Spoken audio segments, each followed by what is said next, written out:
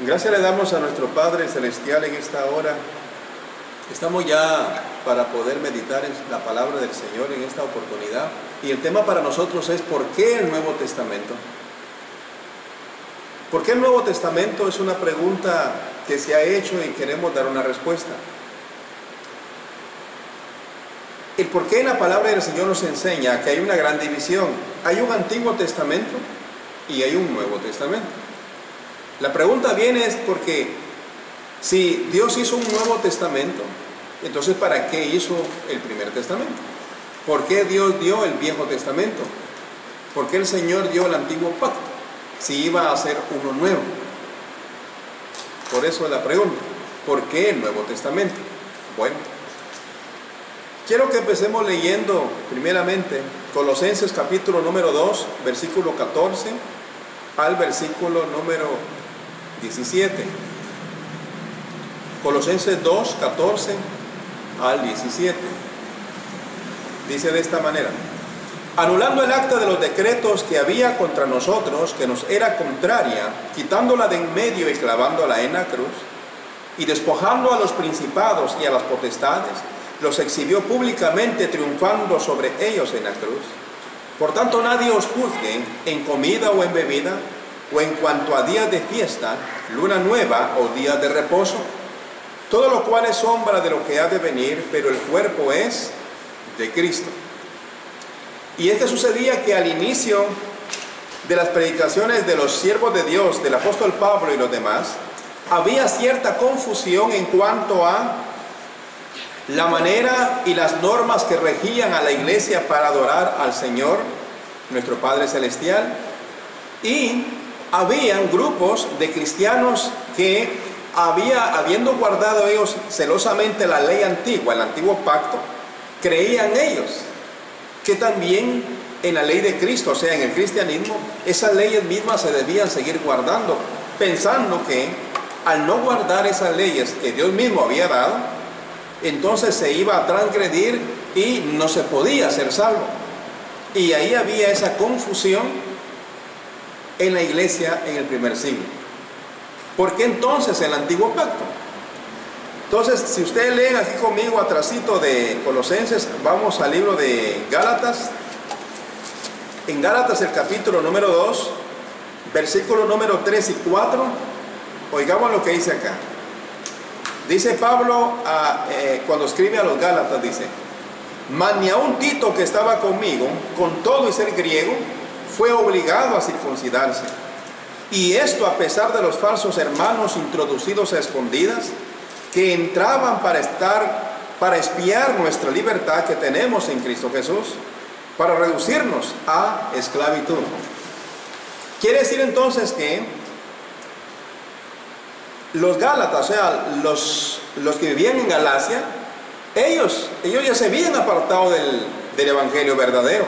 Ellos estaban predicando un evangelio diferente.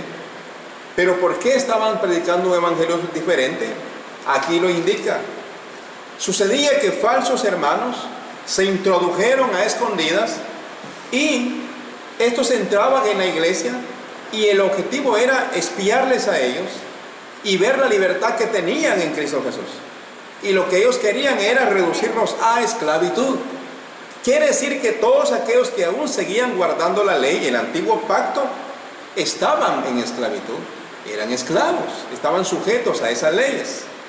Y Cristo vino a liberar de esas leyes al pueblo judío. A nosotros específicamente nos vino a liberar del pecado, ya que nosotros, los de este tiempo, los gentiles, jamás estuvimos sujetos a la ley que Dios dio por medio de Moisés al pueblo israelita. Leemos aquí en Gálatas capítulo 5, del 1 al 4 también. Veamos lo que estaba sucediendo, y esto es lo que Pablo está combatiendo, ya que está esta confusión de que hermanos en Cristo en el primer siglo querían que la iglesia se sujetara a las leyes dadas en el antiguo pacto. Dice del 1 al 4 en Gálatas 5: estad pues firmes a la libertad con que Cristo nos hizo libres, y no estéis otra vez sujetos al yugo de esclavitud. He aquí yo, Pablo, os digo que si os circuncidáis, de nada os aprovechará Cristo. Y otra vez testifico a todo hombre que se circuncida, que está obligado a guardar toda la ley. De Cristo os desligasteis los que por la ley os justificáis, de la gracia habéis caído. Todos aquellos entonces que se habían hecho cristianos, debían de mantenerse firmes en su libertad que Cristo había hecho posible. Ellos no tenían por qué sujetarse al yugo de esclavitud. ¿Cuál era el yugo de esclavitud en ese tiempo? El guardar la ley, el querer guardar la ley de Moisés. Esa confusión estaban causándola falsos hermanos. No cristianos verdaderos, sino pseudo cristianos. Un pseudo es un falso. Hoy día hay falsos cristianos, hay pseudo cristianos, porque no son cristianos verdaderos. Quieren guardar parte de la ley antigua, aparte quieren guardar tradiciones humanas y también quieren creer en Jesucristo. No es así. Simplemente Cristo debe ser el centro de nuestra vida, ya que Él es el Salvador, Él es nuestro Redentor, Él es nuestro Maestro, a Él es a quien hay que oír. Sucede entonces que Pablo le dice a la iglesia de Galacia, a los Gálatas, les dice: si ustedes se circuncidan, van a estar dispuestos o van a estar obligados a guardar toda la ley. Pero les digo también que si ustedes se circuncidan, se van a desligar de Cristo, y al desligarse de Cristo, habrán caído de la gracia. Entonces, de nada les servía entonces a los cristianos sujetarse a la ley antigua y guardar la ley que Dios dio a Israel por medio de Moisés. De nada les servía, porque se desligaban de Cristo, caían de la gracia, no podían ser justificados. Nadie se puede salvar por guardar la ley, nadie. Si no se podía en aquel tiempo, tampoco hoy se puede. La salvación es a través de Jesucristo, de obedecer a Jesucristo, de obedecer el plan de salvación que Dios ha dado a través de Cristo, de creer en Él, de obedecerle a Él, de guardar sus mandamientos. Ahí está el todo del hombre. Ahora bien, esta era la situación que se estaba sucediendo en el primer siglo. Los hermanos, la gran mayoría, eran judíos. Ellos estaban acostumbrados a las leyes que Dios había dado al pueblo israelita por medio de Moisés. Guardaban los días, se abstenían de comidas y tantas y cuantas cosas estaban ellos guardando. Todo de la ley de Moisés. Ahora bien, cristianos nuevos, gentiles ahora, que no tienen nada que ver con la ley de Moisés, se están convirtiendo a Cristo. Y hermanos en la fe, creyendo que Dios no anuló el Antiguo Testamento, quieren que los gentiles también se sujeten a la ley de Moisés, porque si no guardan la ley de Moisés no se pueden salvar. Eso es lo que decían. Pero como ya leímos en Colosenses capítulo número 2, dice la Biblia que el Señor anuló y clavó en la cruz de Cristo todo el Antiguo Testamento. Esa acta de los decretos que había contra nosotros, dice que nos era contraria. De manera dice que nadie les juzgue en comida, nadie les juzgue en bebida, nadie les juzgue en cuanto a días de fiestas, esto y lo otro. Nada de eso. Nadie tenía el derecho para juzgar, ningún judío, por fiel que fuese él a la ley judía, ningún judío podía juzgar a otro. ¿Por qué? Porque esa ley ya no estaba vigente.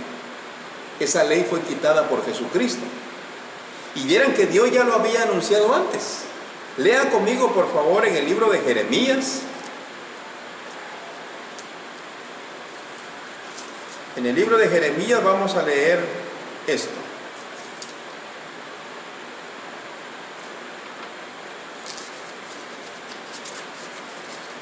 Libro de Jeremías, el capítulo 31.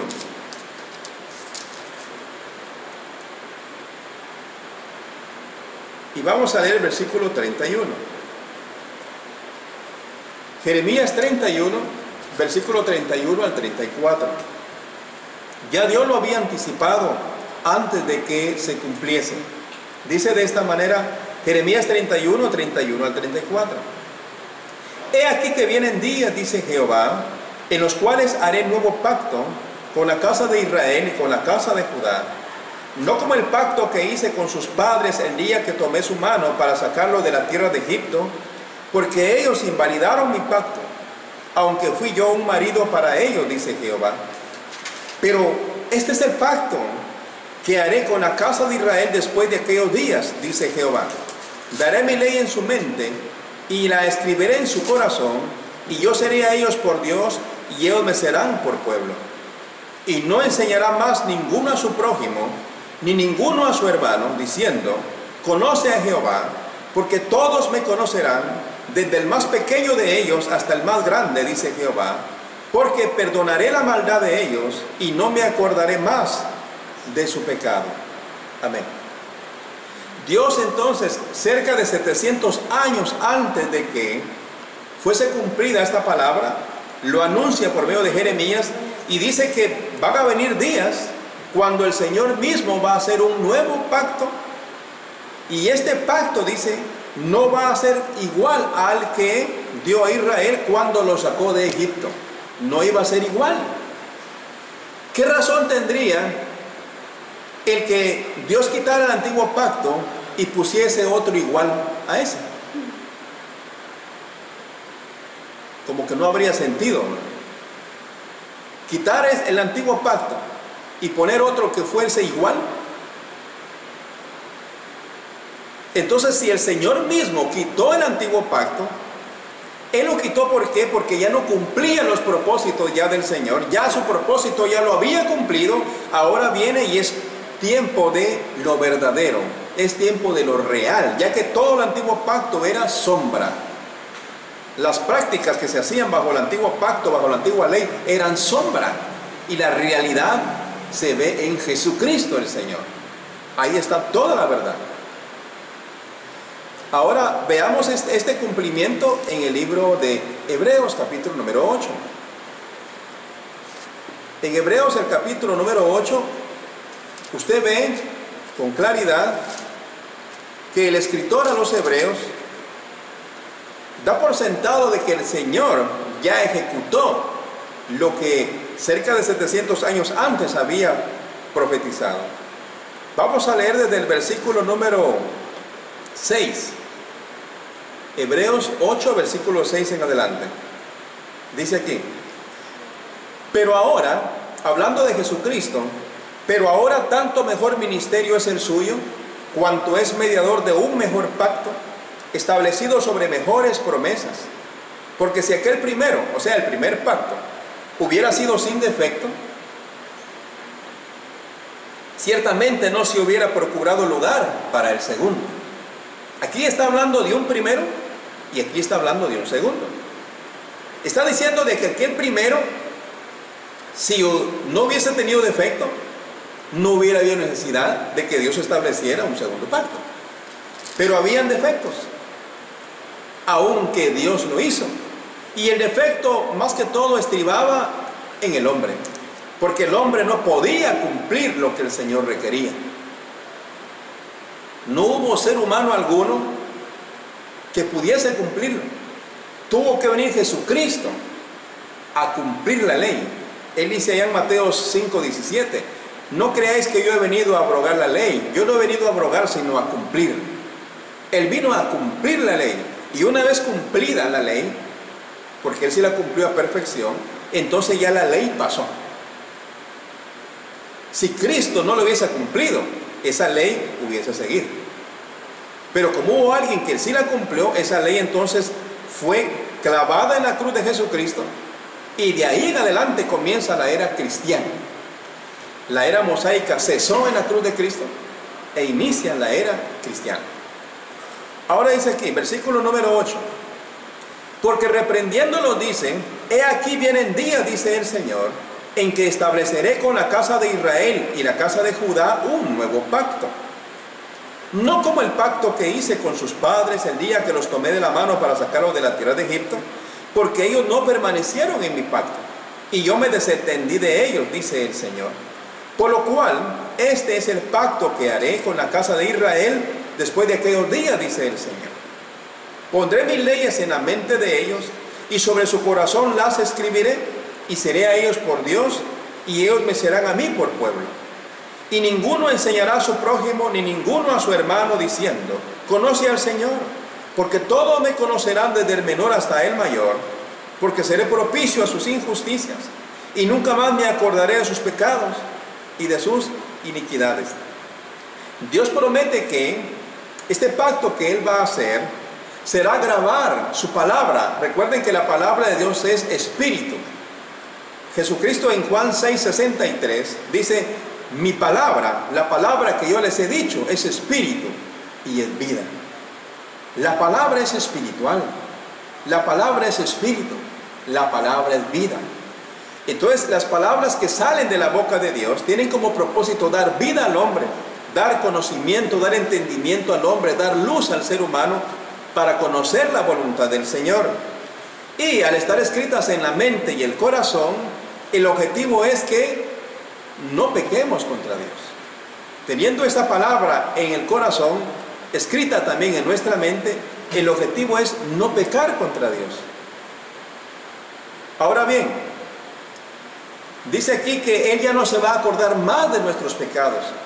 ¿Sabe qué es lo que pasa? ¿Saben ustedes que cada año bajo la ley se ofrecía un holocausto, se ofrecía un becerro? Cada año, dice la Biblia, se hacía memoria de los pecados, ¿sí?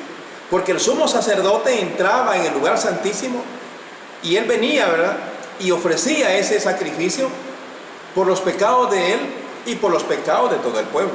Cada año se hacía memoria de sus pecados. Y la misma Biblia enseña aquí en el libro de Hebreos que esa sangre de estos animales no podía quitar el pecado. Había sido dejado como el mandamiento de Dios, pero era una sombra, ¿sí?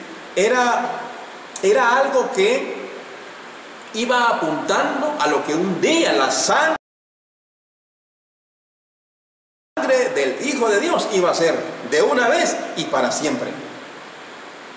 Una vez que Jesucristo viene y muere en la cruz, Él no viene cada año a morir, a cada semana, ni va a venir otra vez a morir. Al contrario, la palabra del Señor dice que Él viene por segunda vez.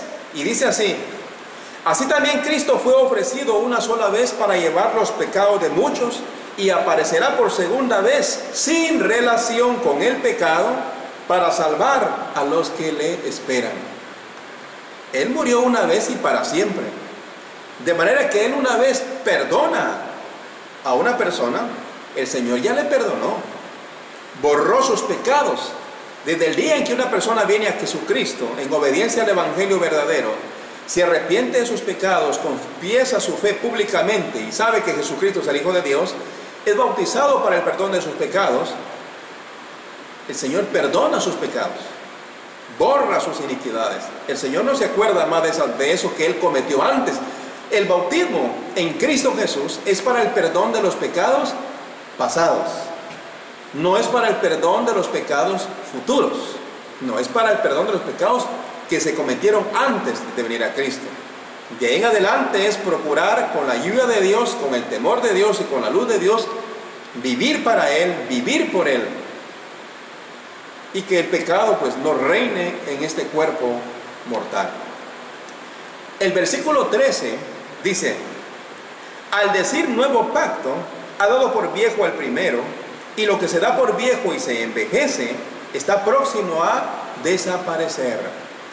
Cerca de 700 años antes de que se cumpliese, antes de que Jesucristo viniese, enseñase la verdad, enseñase el camino, muriese para la redención de nuestros pecados, de todo el mundo, ese pacto que el Señor anunció que iba a venir, desde ese momento en que Él anunció esto, noten lo que dice. Al decir nuevo pacto, ¿quién dijo esto? Lo dijo Dios. ¿Lo dijo hace cuánto? Bueno, lo dijo como 700 años antes de que Jesucristo viniese. Él dijo: haré nuevo pacto. Y dice que al decir esto, ha dado por viejo el primero. Desde el momento en que Él dijo: voy a hacer un nuevo pacto, ya Dios estaba dando por viejo, ya estaba dando por anticuado al primer pacto. Y eso lo dice Dios, no lo dice el hombre. Y dice que lo que se da por viejo y se envejece está próximo a desaparecer. Desde el momento en que se dio por viejo, se fue envejeciendo. Y todo aquello que se da por viejo y se envejece, dice, está próximo, está cercano a desaparecer.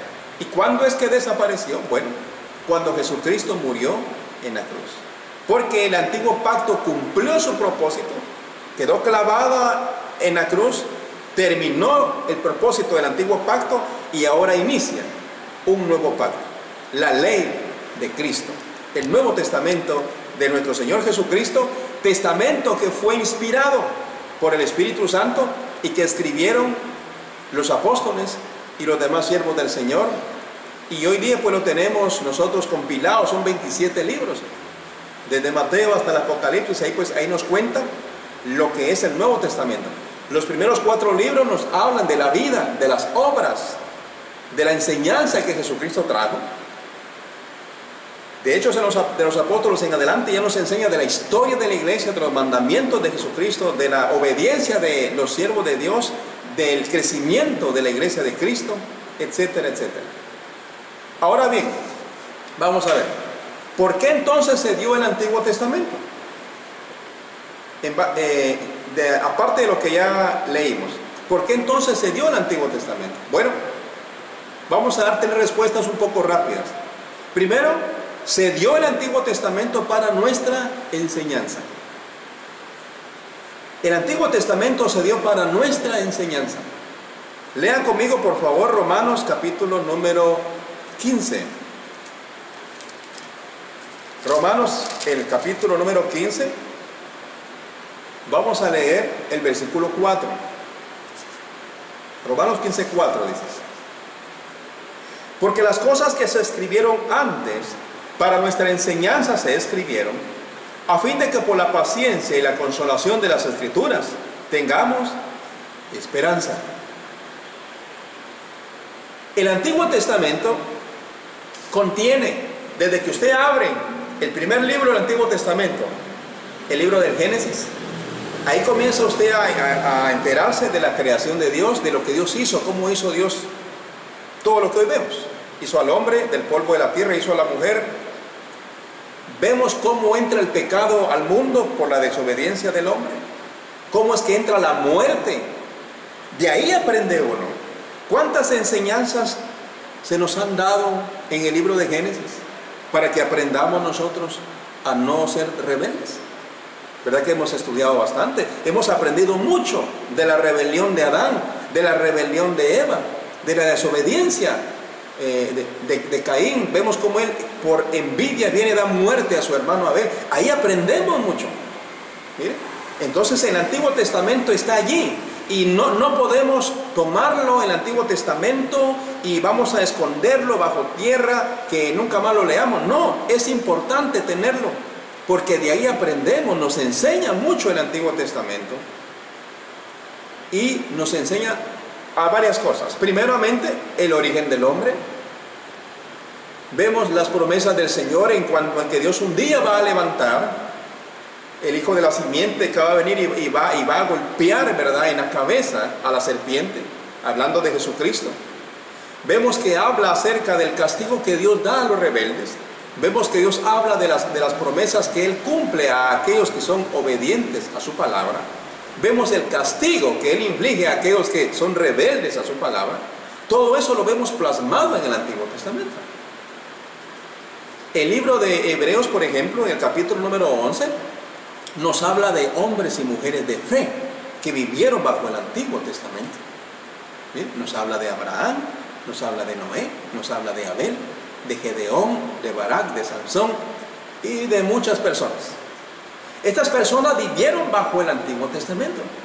Y estas personas fueron, de las cuales nos habla el libro de Hebreos, fueron fieles a Dios, aún bajo el Antiguo Testamento. Fueron fieles al Señor, porque tuvieron fe. Y esa fe es la que Dios requirió en el Antiguo Testamento. Y por no tener esa fe, es que el pueblo de israelita fue tan rebelde muchas veces a los mandamientos del Señor, por no tener fe. Lo tomaban únicamente como una obligación. Pensemos hoy día no estamos bajo la ley antigua, estamos en la ley de Cristo. Pero alguien dijera, realmente ya me cansé, tengo que ir hoy otra vez al culto, tengo que ir otra vez hoy a estudiar la Biblia y realmente a mí me aburre, yo voy solo para que no digan nada. Entonces quiere decir que si va a venir alguien, solamente viene para que no le digan nada.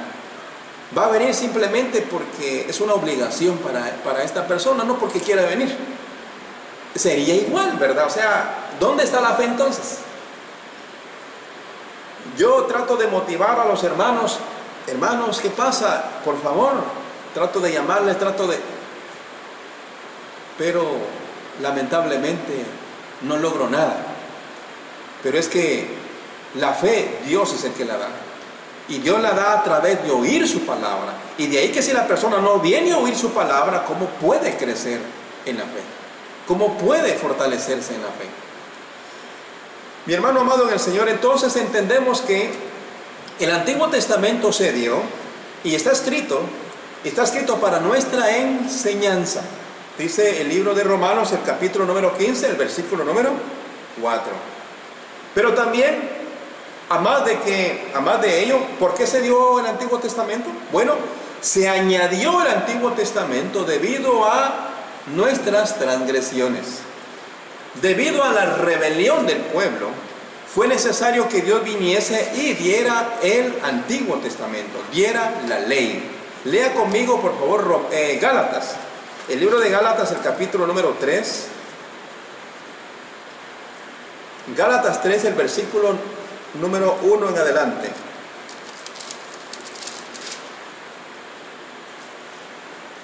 Aquí sí vamos a leer un poco o bastante, del 1 al 22. El Antiguo Testamento, según la palabra, fue dado, o sea, se añadió debido a las transgresiones.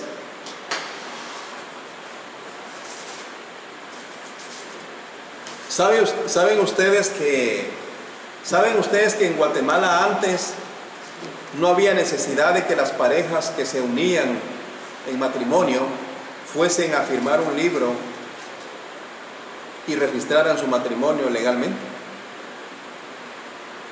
Antes no existía tal cosa. Antes no había tal cosa de un registro civil, de que las parejas tenían que ir y firmar ante el registrador civil. No tenían que ir ante el licenciado a firmar, bueno, contraemos matrimonio, fulanita con fulanito, ante la ley, esto. No, eso no existía antes. ¿Saben por qué fue dada esta ley? Por las transgresiones, por el pecado, por el abuso. El abuso muchas veces del hombre, que el hombre le era igual dejar a una mujer con muchos hijos, que no había una ley que lo atara, no había documentación que pudiera la mujer en su defensa, que le apoyara y decir, bueno, mire, él es mi esposo y me deja con todos mis hijos, o él es mi esposo, mire, y me deja en la calle. No había tal cosa.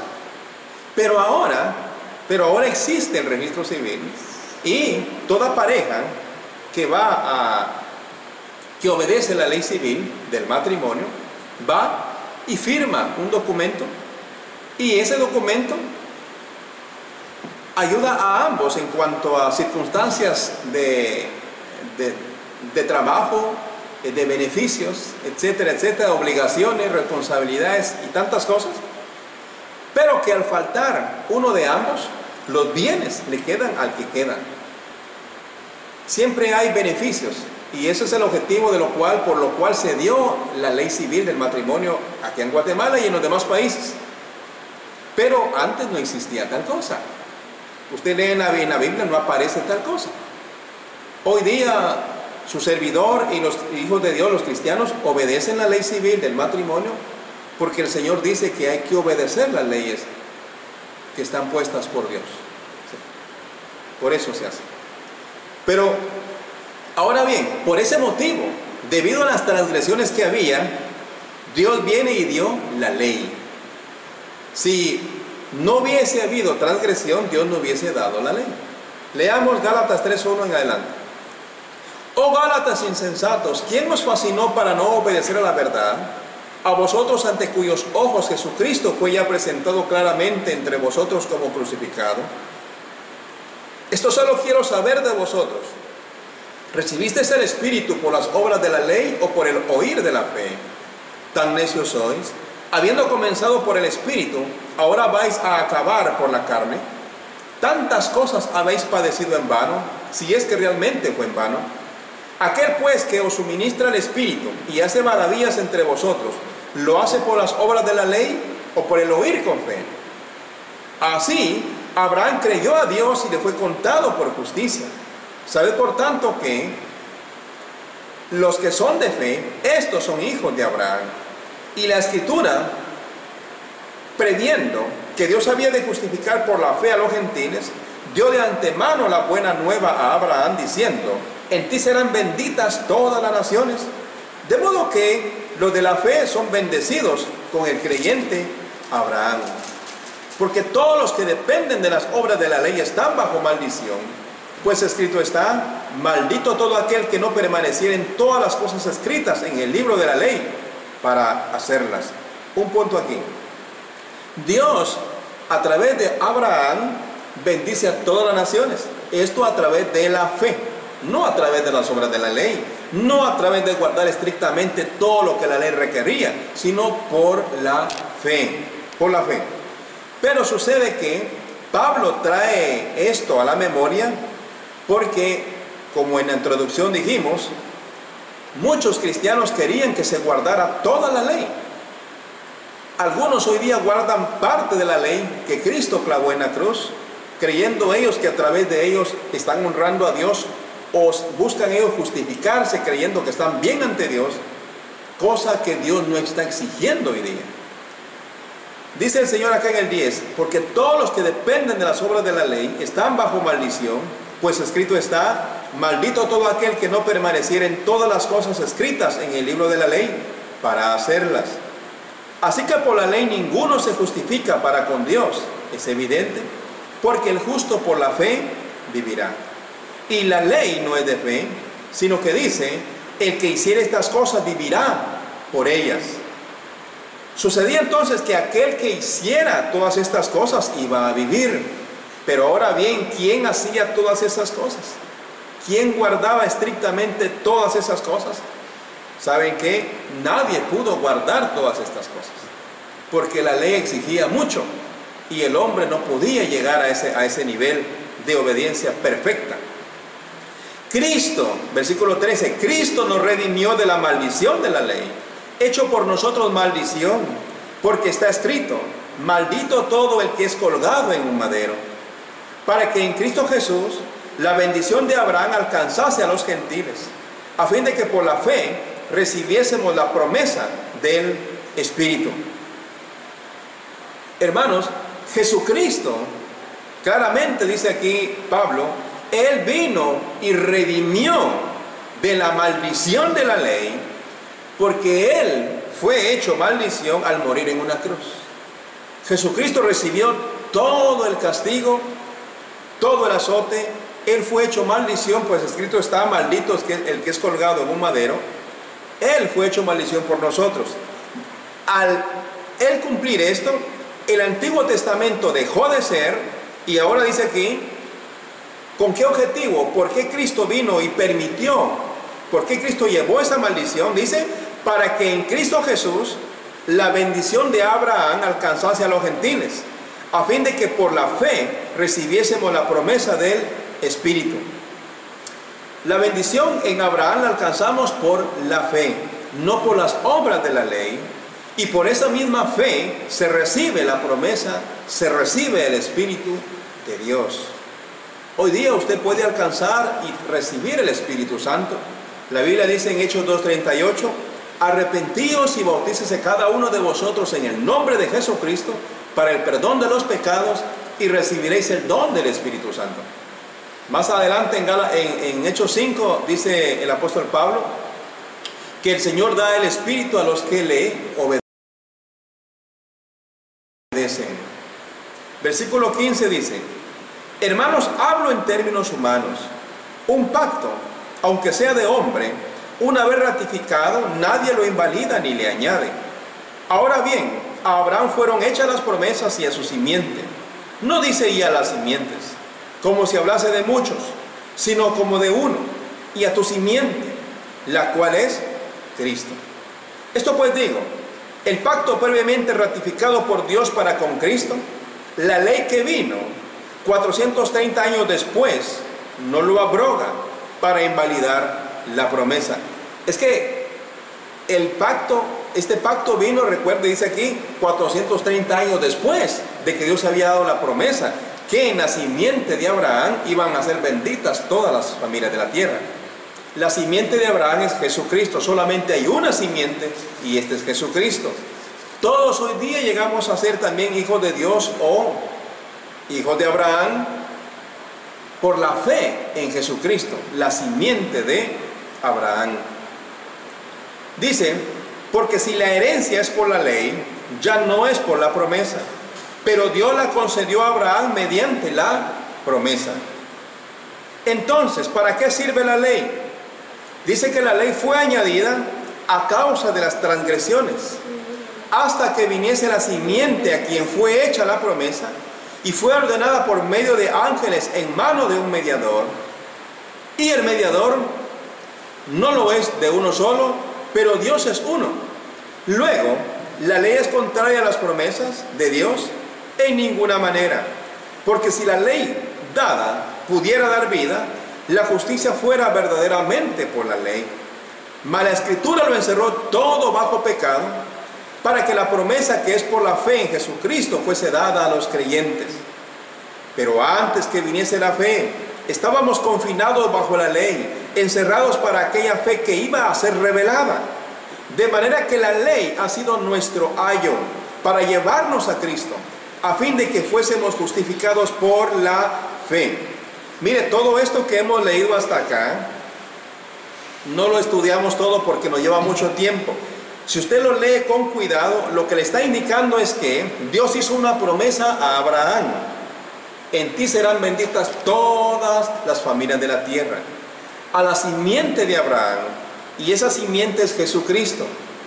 Esa promesa Dios la hizo 430 años antes de que Él viniera y diera la ley. ¿Por qué entonces, si Dios hizo la promesa, para qué entonces dar una ley?